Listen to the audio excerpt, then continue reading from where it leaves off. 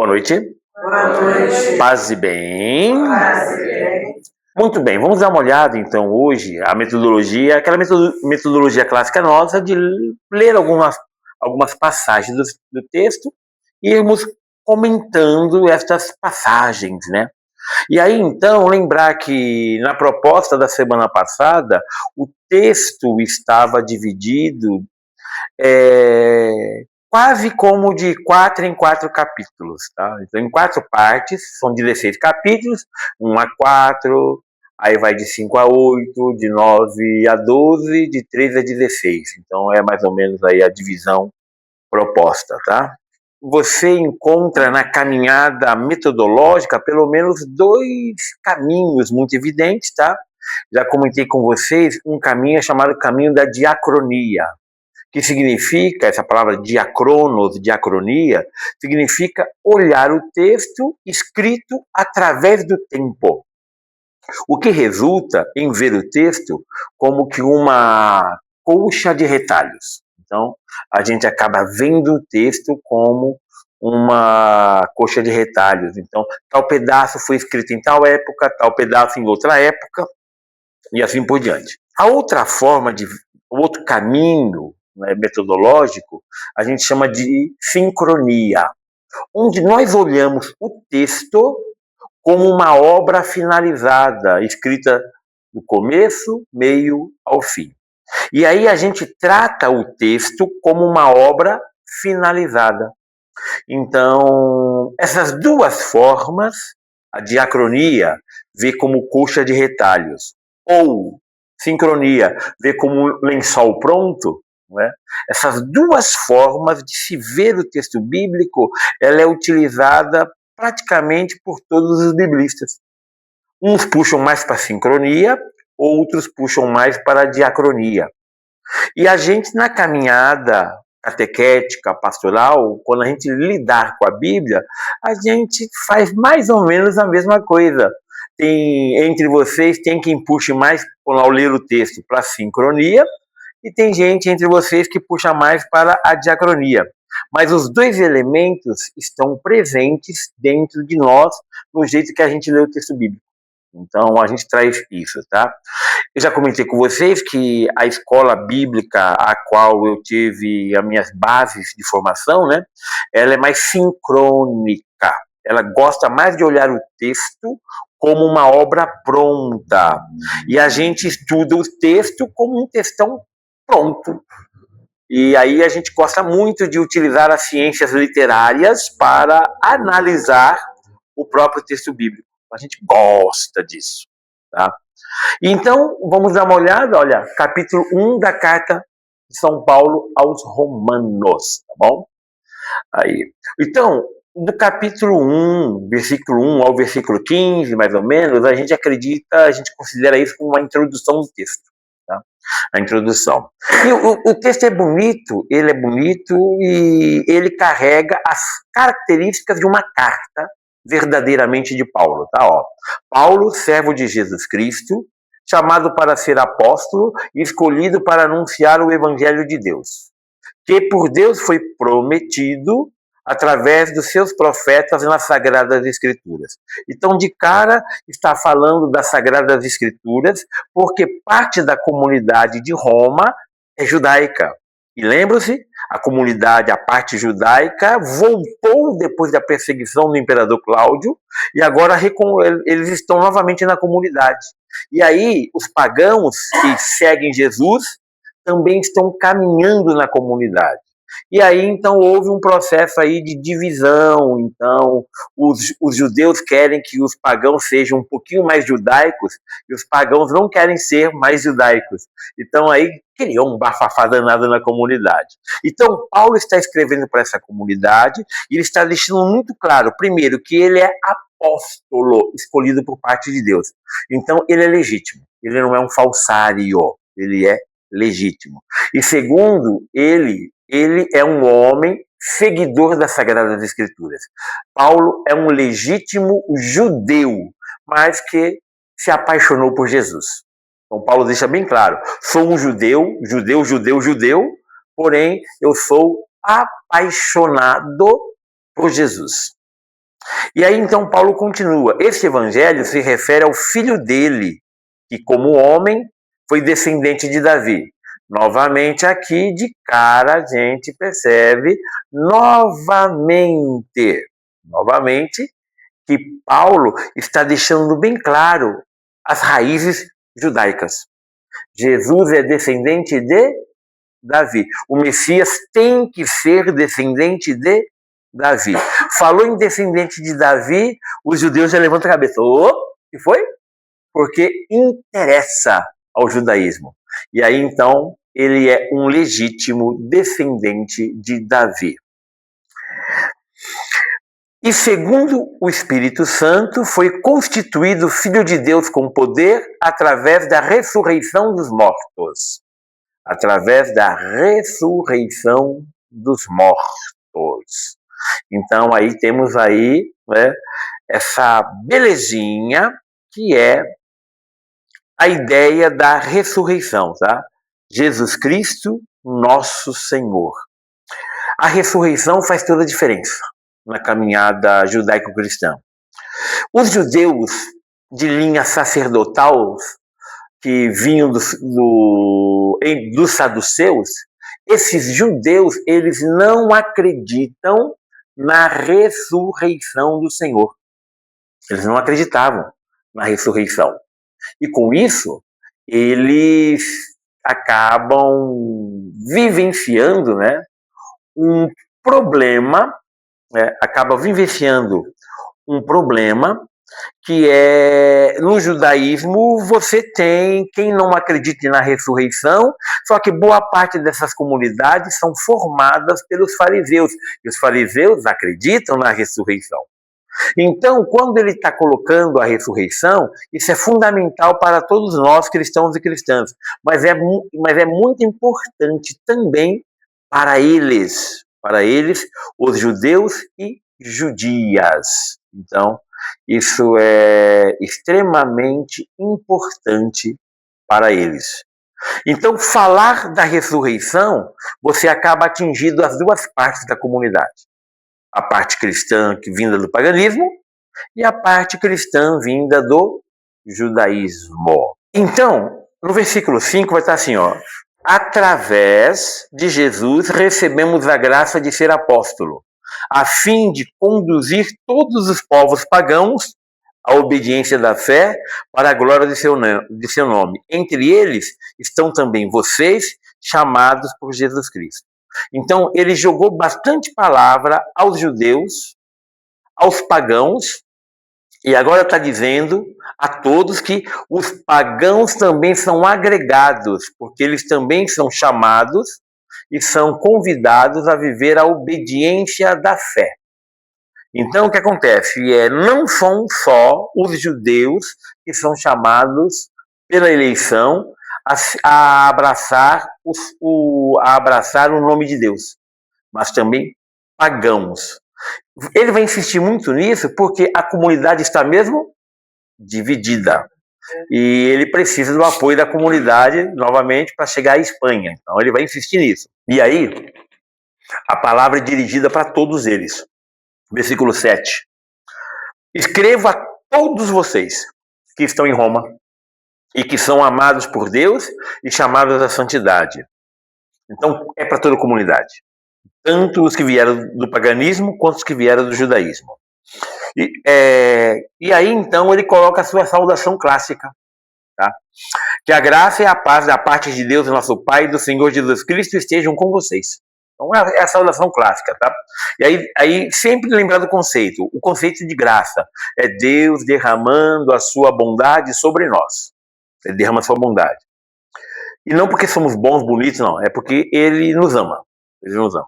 E segundo, a paz. A paz é aquele que é entendido como shalom. Shalom, que vem da ideia hebraica. Que é um estado onde nós estamos em total sintonia com Deus e com as pessoas. Então, esse dado, né, de estarmos em sintonia com Deus, com as pessoas, em comunhão, em bem-estar, isso é que é chamado a paz, o shalom, tá? que é desejado aqui. Quando a gente, então, continua esse dado da introdução, né? Então, agora Paulo, ele vem, assim, ele joga aquele tempero de bondade, aquele elogio, aquela coisa boa que a gente mandava quando a gente fazia a carta. Eu lembro uma vez que minha mãe recebeu uma carta lá da minha tia, né? E estava assim, para a Madame Gilda Nira dos Santos Silva. A Madame lá. Madame? E eu lembro que tinha uma personagem lá do universo da Disney que era a Madame Mim, né? Que acabava disputando com a maga patológica. Né? E lá, então, a minha mãe estava lendo pra gente, né? A minha tia falou assim: espero que esta encontre vocês em paz, tarará, tarará, tarará. As saudades que eu tenho de vocês são infinitas, tarará. Olha só, é bonita, minha tia era professora, escrevia bonito, sabe? Assim, e isso era legal. Então, Paulo vai fazer exatamente o que faríamos, então, esse desejo. E aqui vai ser nesses versículos agora, ó. Antes de tudo, dou graças. Muito bem, eu tô achando, mas tá gravando, ó. Vai estar no escuro, faltou força, mas tá gravando, combinado? Muito bem. Então, voltando. Antes de tudo, dou graças a meu Deus por meio de Jesus Cristo, por causa de vocês. Por causa de vocês. Então, essa palavra aqui é aquela palavra que a gente pega e dá aquele tempero gostoso. Ah, eu te quero bem, eu quero que essa carta encontre vocês com saúde, aquela coisa toda. Então, aqui Paulo também faz isso, porque é uma carta legítima, tá? Ó, antes de tudo, dou graças a meu Deus por meio de Jesus Cristo, por causa de vocês. Pois a fama da fé que vocês têm se espalhou pelo mundo inteiro.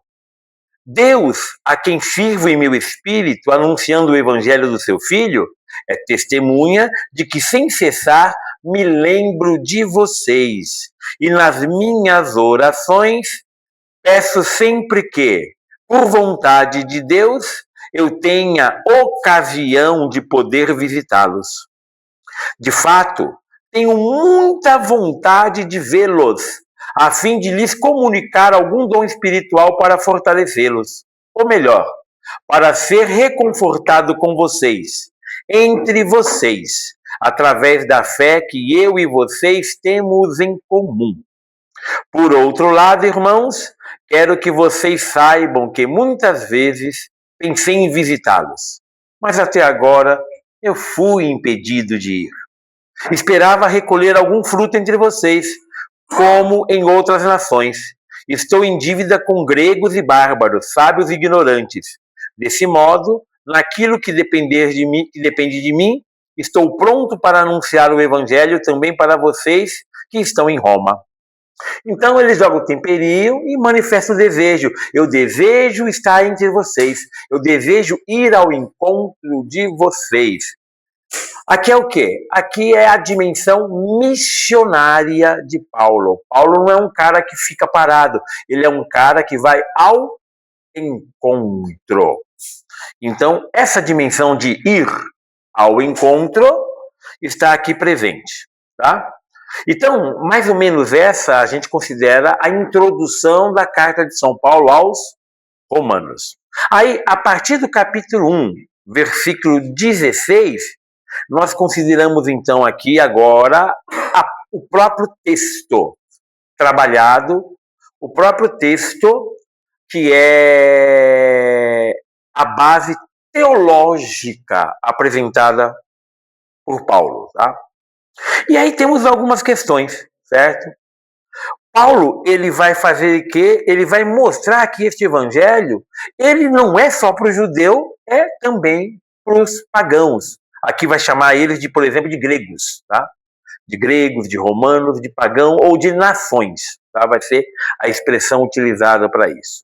Então veja, Paulo vai começar assim no versículo 16.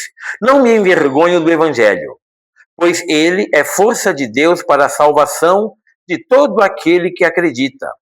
Do judeu, em primeiro lugar, mas também do grego.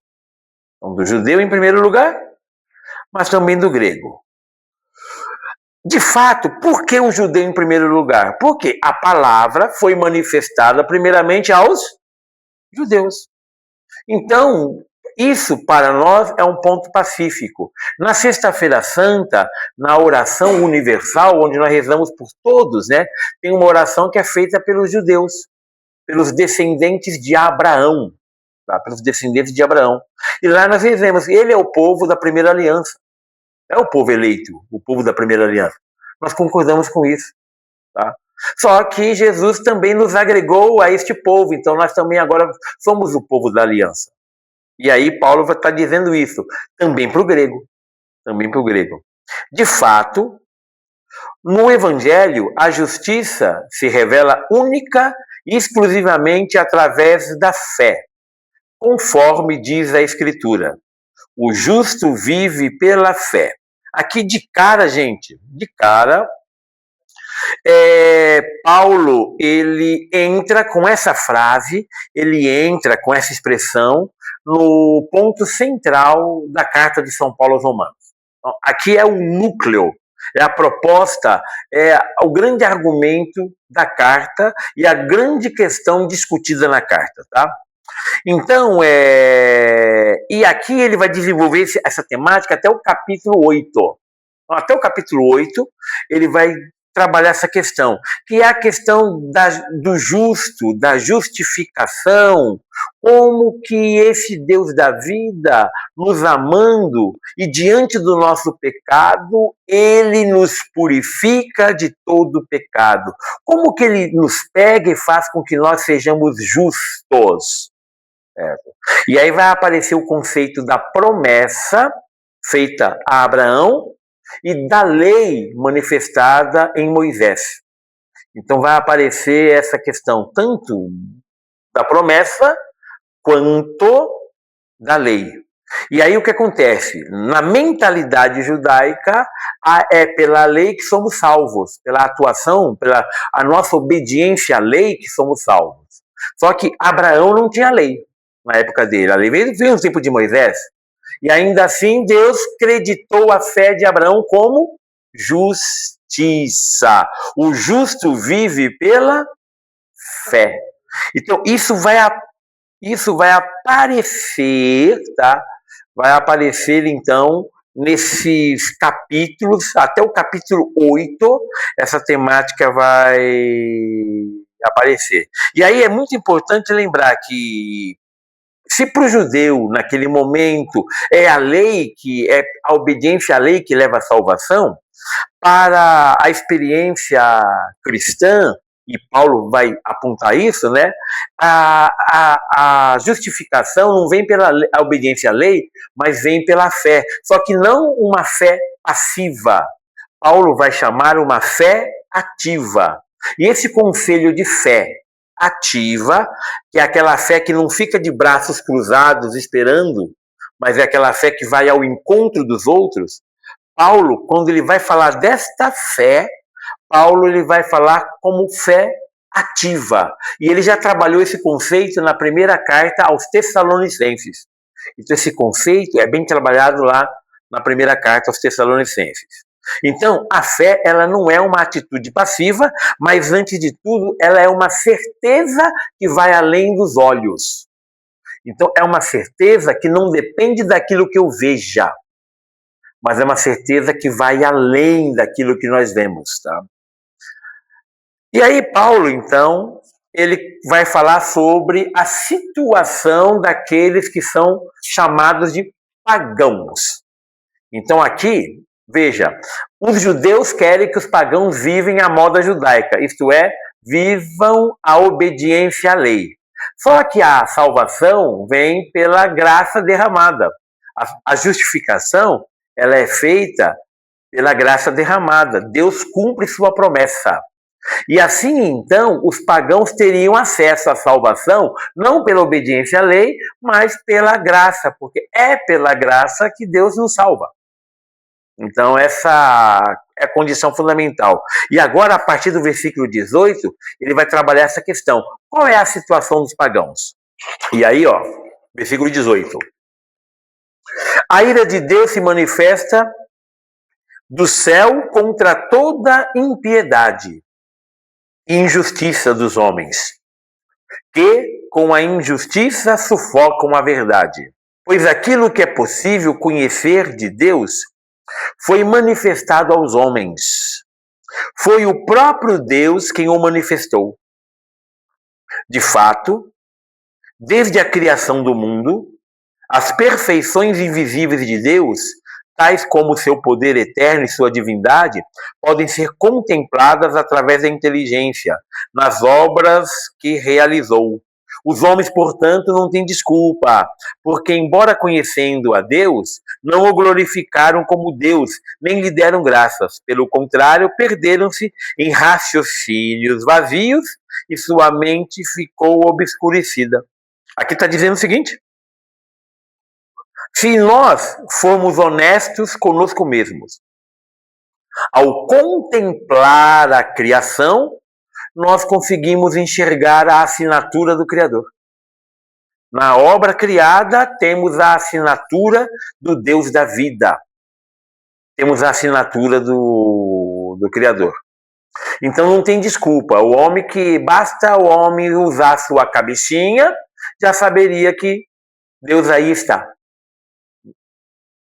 E aí no versículo 22 ele continua: pretendendo ser sábios, tornaram-se tolos, trocando a glória do Deus imortal por estátuas de homem mortal, de pássaros, animais e répteis. Vejam, eles estão em Roma, Império Romano, Zeus, Júpiter, Zeus é Júpiter no panteão romano. Júpiter, Marte, Vênus, vocês vão encontrar vários e vários deuses, né? E então, você tem gente que veio do paganismo, que cultuavam esses deuses. E você tem gente agora que está na fé cristã. Esses pagãos estão na fé cristã. Então, esses pagãos, eles deram um grande salto de fé. Abandonaram os ídolos feitos por mãos humanas e agora seguem o verdadeiro Deus da vida, o autor da vida. Então, Paulo está convidando os judeus a contemplarem isso. Gente, esses irmãos pagãos deram um grande salto de fé. Deram um grande salto. E geralmente o que acontece? Os judeus estão vendo o copo meio vazio, né? Só que Paulo está vendo o copo meio cheio. Então essa que está sendo a diferença aqui. Foi por isso que Deus os entregou conforme os desejos dos corações deles, a impureza com que desonram os seus próprios corpos. E aqui vem interessante, ó. Agora vai vir um conceito aqui, que é o conceito da moda romana. Você tem um estilo de vida romano. E Paulo agora vai descrever como que é esse estilo de vida romana. E vai colocar aqui, olha, os pagãos que abandonaram os ídolos, eles estão abandonando também o estilo de vida romana, a moda romana. Eles estão abandonando aquele jeito de ser. E aí Paulo vai colocar isso, tá, ó. Então, lá vem Paulo, ó. Eles trocaram a verdade de Deus pela mentira e adoraram e serviram a criatura em lugar do Criador, que é bendito para sempre. Amém. Por isso Deus entregou os homens a paixões vergonhosas. E aqui vem, olha o estilo de vida romana na época, ó. Suas mulheres mudaram a relação natural em relação contra a natureza. Os homens fizeram o mesmo. Deixaram a relação natural com a mulher e arderam de paixão uns com os outros, cometendo atos torpes entre si, recebendo dessa maneira em si próprios a paga pela sua aberração. Então o que acontece? Os homens desprezaram o conhecimento de Deus, por isso Deus os abandonou ao sabor de uma mente incapaz de julgar. Desse modo, eles fazem o que não deveriam fazer. Estão cheios de todo tipo de injustiça. Olha a lista. injustiça, perversidade, avidez e malícia, cheios de inveja, homicídio, rixas, fraudes e malvadezas. São difamadores, caluniadores, inimigos de Deus, insolentes, soberbos, fanfarrões, engenhosos no mal, rebeldes para com os pais, insensatos, desleais, gente sem coração e sem misericórdia. Entendeu? Moda romana. A moda romana. Dependendo do estilo de vida que nós vivemos, a gente fica assim. Nós nos tornamos desfigurados. Nós que somos imagem e semelhança de Deus, deixamos de ser imagem e semelhança de Deus. A nossa imagem é desfigurada. E aí Paulo está falando, é uma tentação, a comunidade está lá, está tentada a viver esse estilo de vida. Só que os pagãos da comunidade abandonaram esse estilo de vida e estão vivendo bem. Então eles não precisam viver a moda judaica. Basta eles viverem bem, seguindo os passos de Jesus. Eles abandonaram isso. Não precisam disso. Então estão vivendo bem. Isso basta. Então Paulo está preparando aqui o colchão, entendeu? A cama, para eles deitarem. Então Paulo está indo com toda a sua argumentação e ele está chegando lá. Então quando vocês virem isso aqui, então pense nisso, moda romana. Tá? A moda romana. Principalmente essa moda era divulgada e alimentada pelos grandes de Roma. Pelos grandes de Roma. Aí vocês pegam filmes que mostram um pouco a vida romana, vocês vão ver a vida romana numa extravagância sem tamanho. E sempre os poderosos se aproveitando disso para pisar nos fracos, nos pequenos. Certo? E a situação da mulher nisso, vixe, é terrível. Então, Paulo está dizendo, olha, esses pagãos estão vivendo bem, seguindo Jesus. Eles estão no caminho da justificação. Deus está os tornando justos, porque eles estão vivendo bem. Então deixe seguir o caminho.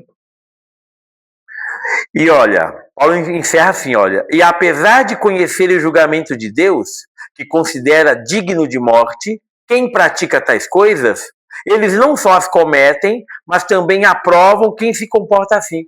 Então são aqueles divulgadores daquele estilo de vida. Paulo analisa o sistema de vida dos pagãos. Deus se manifesta a todos os homens. Estes, porém, se tornam cegos e surdos para viverem de acordo com seus próprios instintos egoístas. Na edição pastoral, aqui nas cartas de Paulo, o tradutor, ele traduz a ideia de pecado por ideia de instintos egoístas. Então, para o autor, para os tradutores, melhor dizendo, eles compreendem e somos concordes com isso, tá? Essa interpretação, ela é clássica, tá? De que o pecado é algo que ele está presente na nossa vida, como os instintos estão presentes na vida. Mas o pecado é qualquer instinto? Não. Então, o nome que é dado ao pecado aqui é instinto egoísta. Aquele instinto que me leva a colocar antes de tudo a mim mesmo. Então, sou eu o grande critério de todas as coisas. E sou eu quem, no fundo, é o ídolo. E aqui, então, esse conceito, instintos egoístas. E aqui ele cita, sufocam a verdade com a injustiça. O alicerce de uma sociedade pagã é a idolatria. A absolutização de coisas, pessoas e valores. Dinheiro, poder, ideias. Colocando-os no lugar do Deus verdadeiro. A idolatria gera a perversão das relações pessoais e sociais. Numa sociedade idólatra, a injustiça se transforma em bem. A mentira ocupa o lugar da verdade e o erro é louvado como virtude. Olha, não está falando de hoje não, está falando daquele tempo. Tá? Então, assim, quando a gente lê o texto com um pouquinho mais de carinho e sabor, as notas de rodapé começam a fazer mais sentido para a gente. E a gente começa a entender melhor tanto a nota de rodapé quanto o próprio texto. Tá? Então aqui A nota tá caprichada, tá? E aí, então, terminamos aqui o capítulo 1, tá? Capítulo 1.